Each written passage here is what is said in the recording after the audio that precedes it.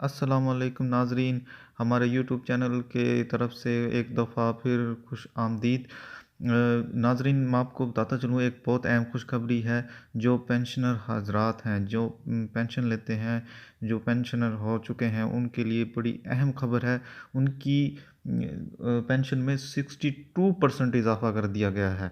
ये बड़ी अहम खबर है। अभी अभी नई खबर है। मैं आपको अभी इस पेंशनर के बारे में, जो भी इनकी पेंशन में इजाफ़ा हुआ है, जो 1 जनवरी 2020 से इनकी पेंशन में इजाफ़ा हुआ है, वो आपको मैं उसके बारे में पूरी डिटेल बताऊंगा। अभी अभी की ये खबर है, जो कि पाकिस्तान प्राइम मिनिस्टर इमरान खान ने इसका ऐलान किया है। और ये मैं आपको उसकी तफसील बताता चलूँ, कुछ देर 18 मिनट पहले की खबर है, जो इमरान खान के ऑफिशियल पेज पर अभी अभी हुई है।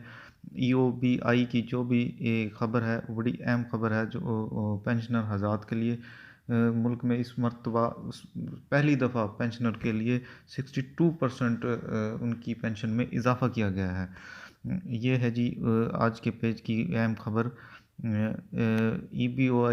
EOBI pensioners have been increased by 62% from PKR 525250 to PKR 8500, यानी कि 5250 से पहले थी जो 5250, और अब वो हो चुकी है 8500, जो कि गवर्नमेंट के टर्नओवर में अब बढ़ गई है।